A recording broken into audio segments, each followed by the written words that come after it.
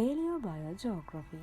In this video, we hope to bring you a brief overview of the subject Paleo Biogeography, a major subdivision of physical geography and a subconcept of biogeography. If we first ask what biogeography is, biogeography is the study of the distribution of species and ecosystem in geographic space and through geological time. Accordingly, the paleobiogeography contained within the subject of biogeography is paleobiogeography is the study of the geographical distribution of faunas and floras in the plant. It can be divided into paleozoogeography, paleophytogeography, dealing with faunas and floras representatively. The extent of regional patterns in the distribution of present-day animals and plants has long been recognized. Regional patterns of current animal and plant distribution have long been recognized. The importance of these patterns and the history of their origin and development are studied here. Before studying the distribution of these plants and animals in the world, it is important to study how the plants and animals form the background of their emergence and how they originated and developed. The beginning of life. Fossil records do not reveal any clues as to how life originated on Earth. Therefore, scientists have made hypotheses using evidence from casual methods to understand how life began. According to Soviet biochemist A.I. Operin, small organic molecules may have merged from larger organic molecules at various points in the oceans. Sometime later, it was hypothesized that the first living things would have formed from these large molecules. This opinion of his contradicts the opinion of the pastor. He points out that life can never arise from inanimate matter. Under the guidance of Professor Urey of the University of Chicago, some research by the new scientist Stanley Miller provide that Operin's hypothesis about the birth of life was largely correct. Although fossil record does not reveal the origin of life, fossils are a way of ascertaining the evolution of organisms, how they form the background and their distribution. Based on these fossils, geological dating is done. Therefore, 5 major geological epochs and their sub-epochs can be identified. It is illustrated by this diagram. The beginning of Earth took place during the Hadean era, and frequent meteor showers caused high temperatures, etc., making the environment unfit for habitation. So the Earth was devoid of life, even though it was the beginning of the Earth. Later, during the Archean age, ancient rocks and the landforms formed, creating an unsuitable environment for living things, resulting in the formation of bacterial species on the seabed. The oldest known fossils of living things date back to the Precambrian period, but it is not. Thus, in this age, single-celled organisms begin to form.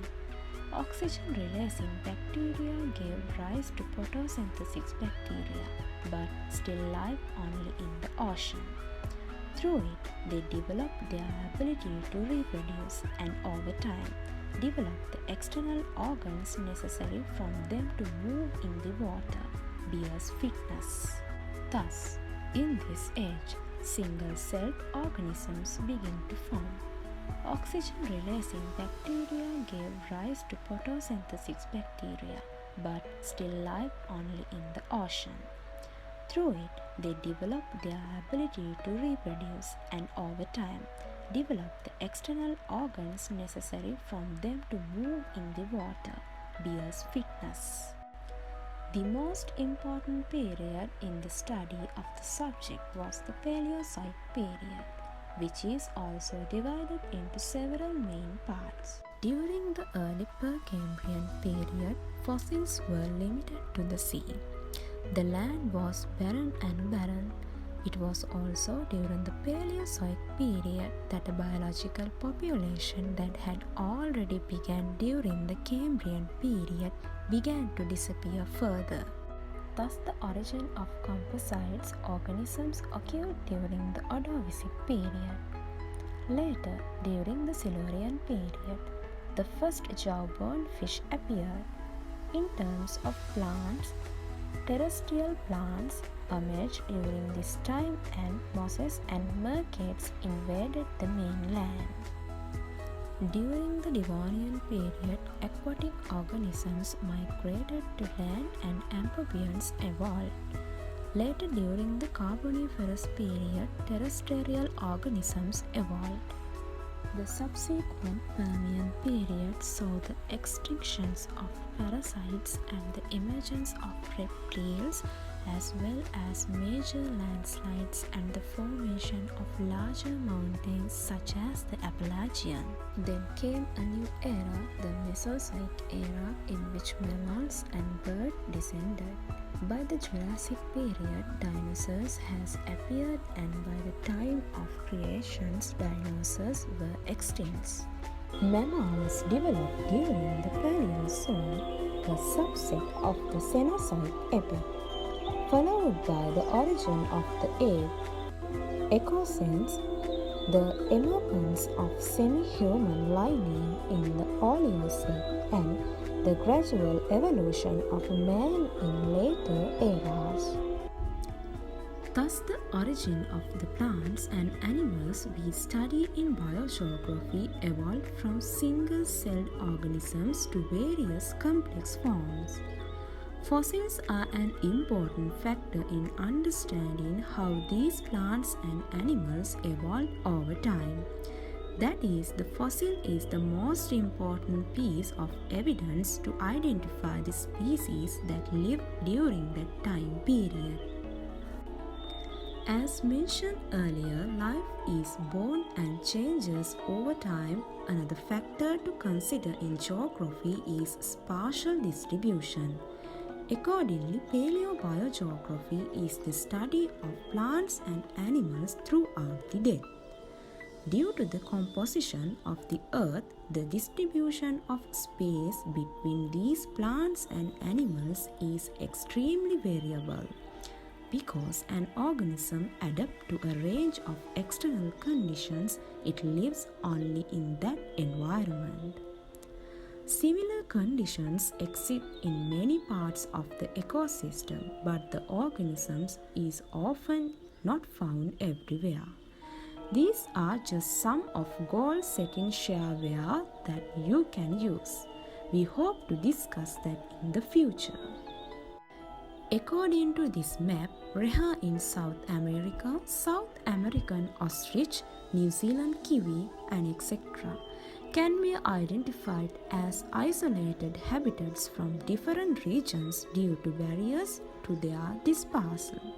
These barriers affect the spread of the organisms to varying degrees and thus determine the speed and direction at which the organism spreads. Biological distribution. Second, the distribution of an organism is not limited to environmental factors. For an example, the environmental conditions in both Arctic and Antarctic countries are similar, but there are striking differences in the fauna of the two areas.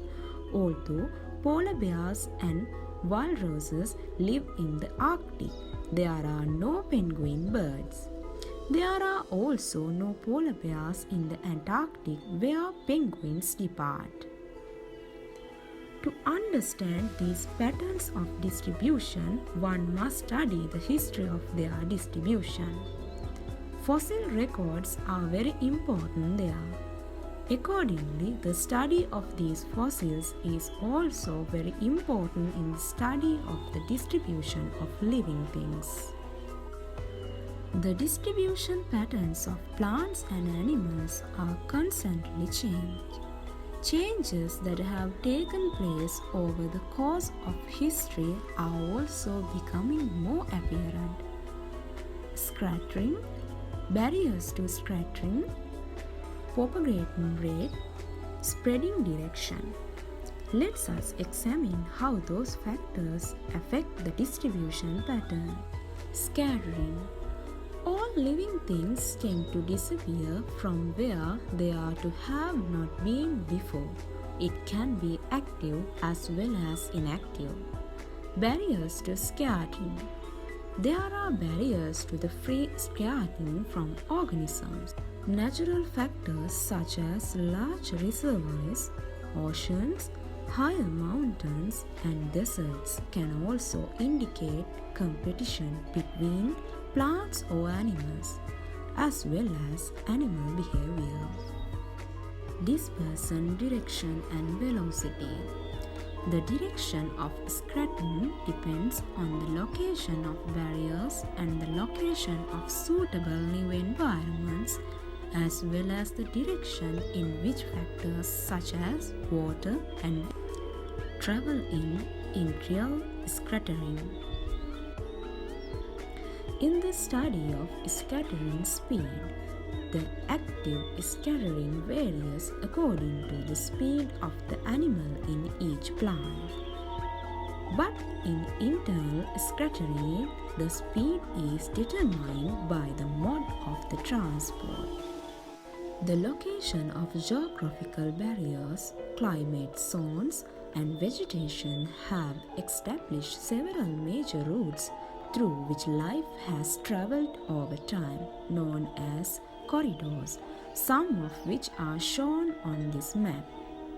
A major corridor stretches from Western Europe through Asia to northern China. Only some species have open, scratched pathways, which are called filter pathways.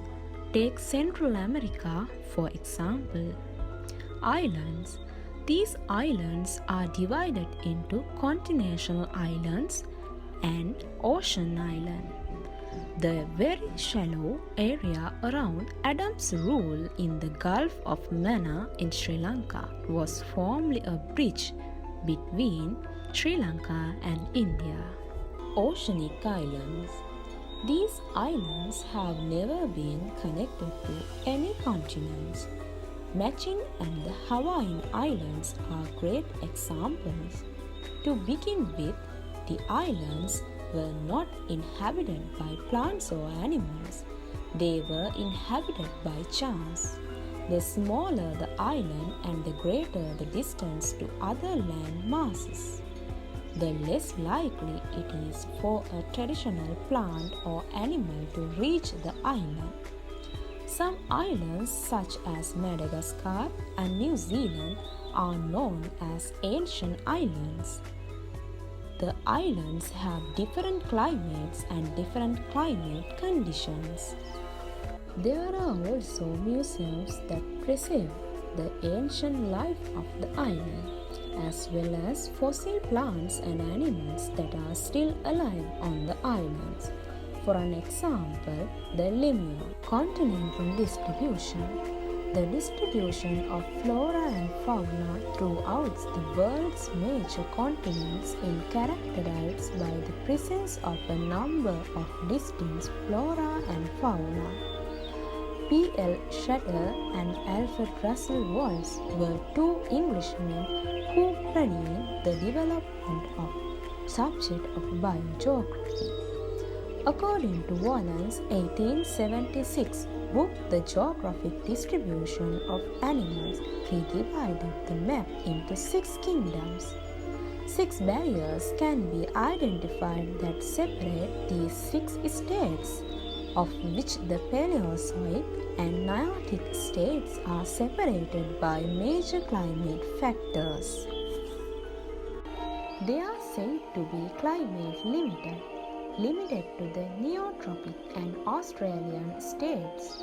Oriental and Ethiopian state borders are not strictly enforced but are subject to climate and physical barriers. The distinctive patterns of flora and fauna in each of these kingdoms differ from those of other kingdoms in that there are distinct special groups.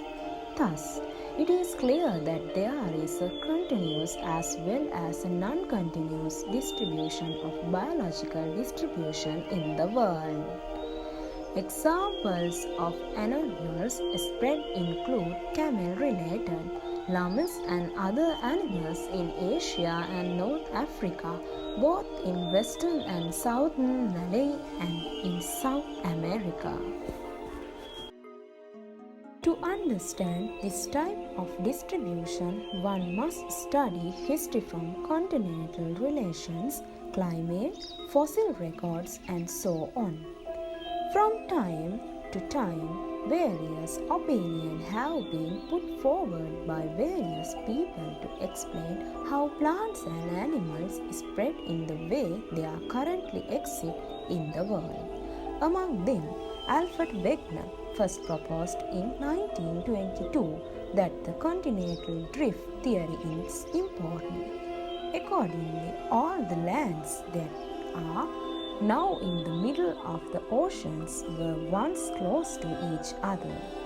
Later they changed and gradually separated from each other and remained as they are now. For a long time, scientists did not care about this view. It has been accepted by many studies that is a gradual process by which geology, archaeological evidence plays an important role in its expanse. The map shows the opposite shore of the continents, and the flora and fauna on the opposite shore are similar. This presents also confirm the continuum distribution. The summary. With all facts presented to us, you will have a better understanding of Palio Biogeography. The subject explains the regional patterns of animal and plant distribution, the significance of those patterns, and the history of their origin and development. Clearly, although we cannot confirm the origin of living things by fossils, fossils are one of the most important factors in the study of distribution patterns. According to the fossil record, a number of distribution patterns can be identified.